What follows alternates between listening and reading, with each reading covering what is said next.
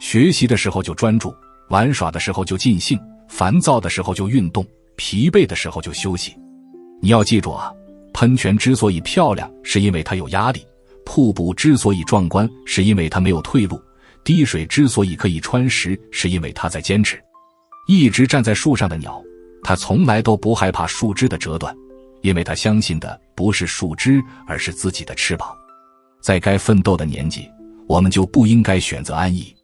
人生最好的貴人就是努力向上的自己，這是很多人會有的毛病。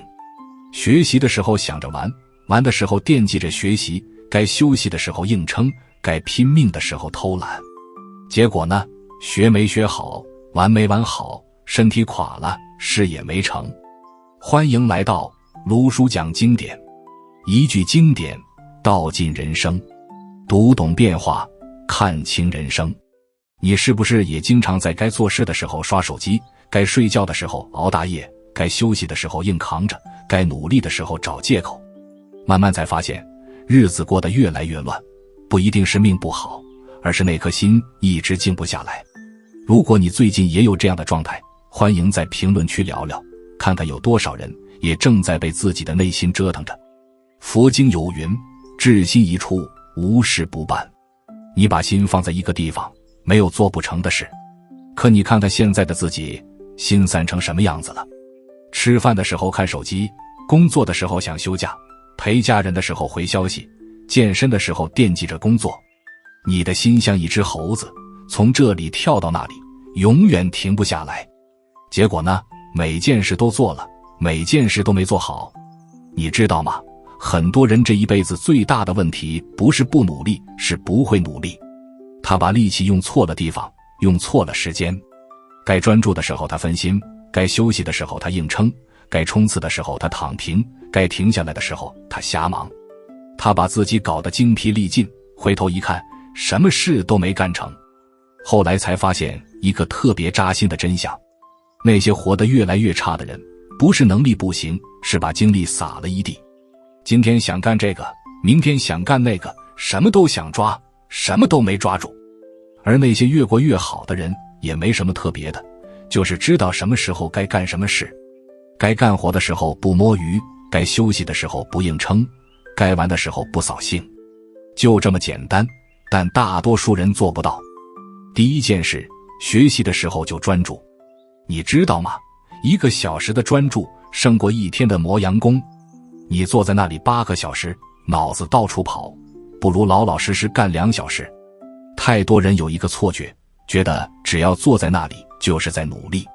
你做了一整天，什麼都沒進腦子，那叫浪費時間，不叫努力。專注是一種能力，更是一種態度。你把手機關了，把所有能分心的事都擋在外面，然後告訴自己，這1個小時我只做這一件事。你會發現效率高得嚇人。以前3天才能幹完的活，現在半天就幹完了。以前看了10遍都記不住的東西，現在1遍就刻在腦子裡了。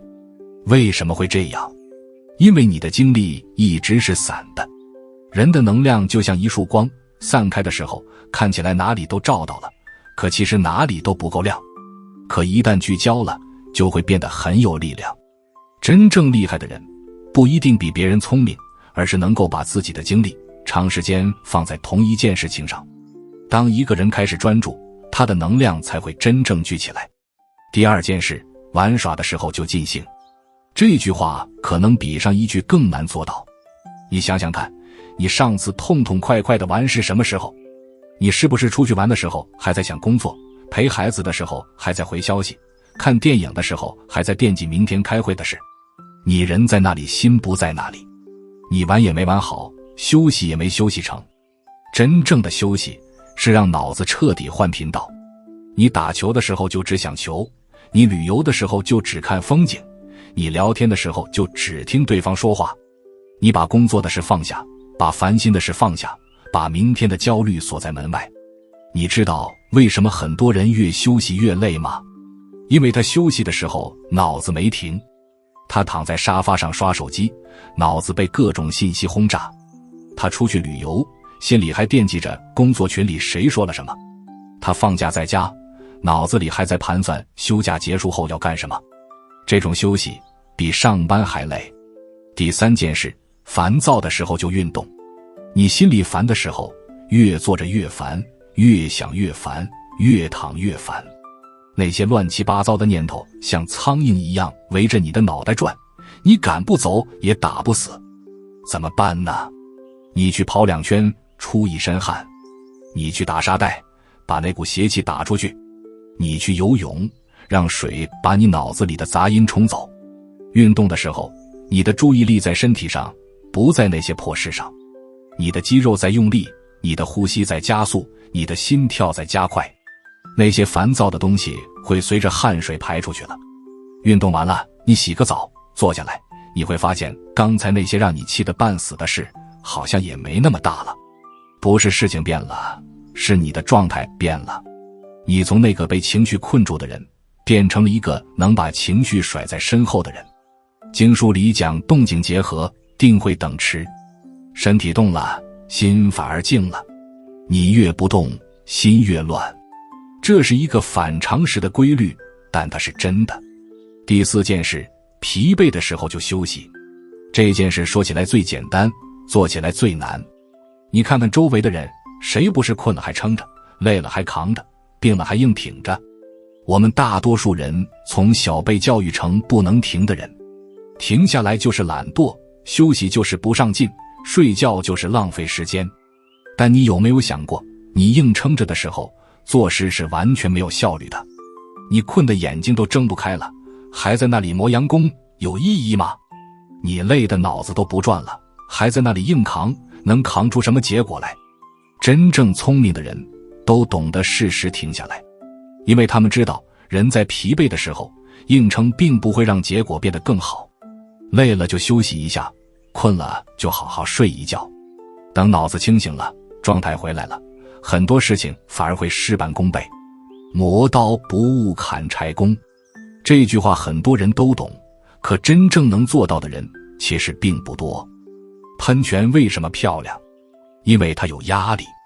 水在地下被壓着，憋着一股勁，噴出來的時候才有力道，才好看。人也是一樣，沒有壓力的日子看起來舒服，實際上是在往下走。你舒服了，你的競爭力就沒了；你安逸了，你的本事就廢了。壓力不是壞事，壓力是把你往上推的力量。你回想一下，你人生中成長最快的階段，是不是壓力最大的那幾年？被逼着學新東西，被逼着扛擔子，被逼着往前走。那時候你覺得苦，你覺得累，你覺得撐不下去了。現在回頭看，那幾年你攒下的本事夠你吃半輩子了。沒有那段壓力，就沒有今天的你。瀑布為什麼壯觀？因為它沒有退路。水到了懸崖邊，後面是推着它的河流，前面是萬丈深淵。它不能退，它只能往前，往那個深淵裡跳。這一跳就成了瀑布，氣勢磅礴，萬眾矚目。你有沒有發現，你做成的大事多半是把你逼到絕路的時候幹出來的？沒有退路了，只能往前衝。衝過去了，你就贏了。那些給自己留了後路的人，多半到最後都退了。因為退路太舒服了，你就不願意往前走了。所以別總給自己找退路，退路是安全，也是陷阱。那些讓你舒服的，往往讓你平庸；讓你難受的，往往讓你成長。你知道滴水為什麼能穿石嗎？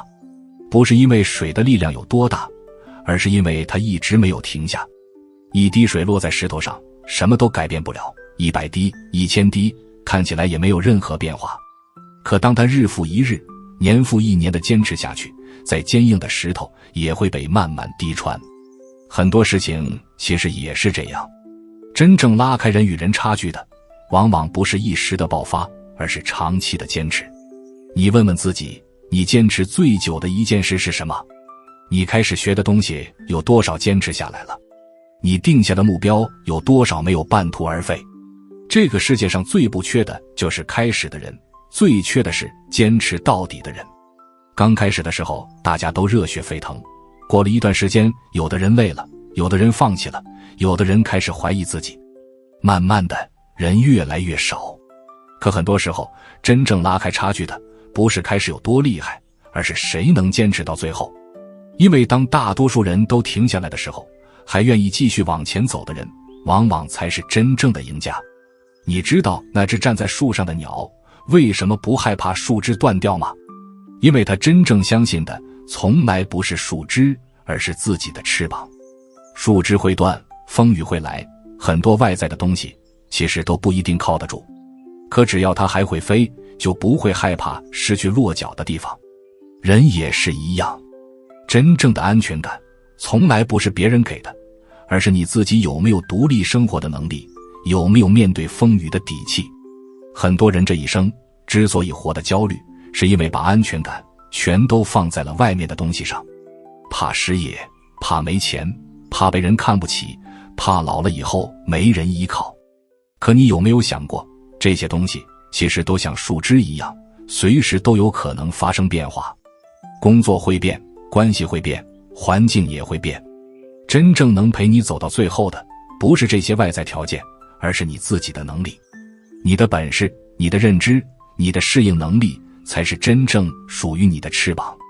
因為一個真正有能力的人，即使離開原來的環境，也依然有重新站起來的底氣。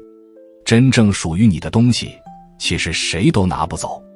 公司會變，行業會變，時代也會變。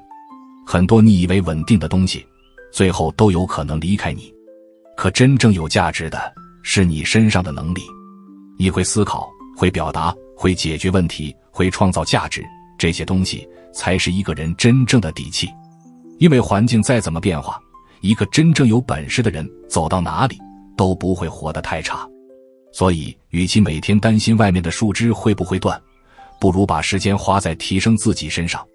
當你的翅膀足夠強大，你自然不會那麼害怕風雨。講到這裡，盧叔想送大家5句話，這5句話對應上面的5個道理，記在心裡，每天提醒自己。第一句，該專注的時候就別分心，把手機放下，把雜念收回來。真正投入一件事的時候，你會發現效率遠比你想象中高。第二句，該放鬆的時候就好好放鬆，陪家人的時候就認真陪伴，休息的時候就安心休息，別讓身體在這裡，心卻一直飄在別處。第三句，情緒亂的時候別一直悶着，出去走走，運動一下，讓身體流汗，很多堵在心裡的東西也會慢慢散掉。第四句，累了就休息，別總硬撐，人不是機器，不可能一直高速運轉。真正聰明的人都懂得適時停下來恢復自己。第五句，別把安全感全放在外面的東西上，工作、金錢、關係都會變化，真正能陪你走到最後的是你自己的能力、認知，還有面對生活的底氣。人這一生真正能救你的從來不是別人，而是那個願意不斷成長的自己。壓力是把水噴高的力量，所以別總想着逃避。絕境是把瀑布逼成壯觀的懸崖，所以別害怕。堅持是滴水穿石背後的答案，所以別半途而廢。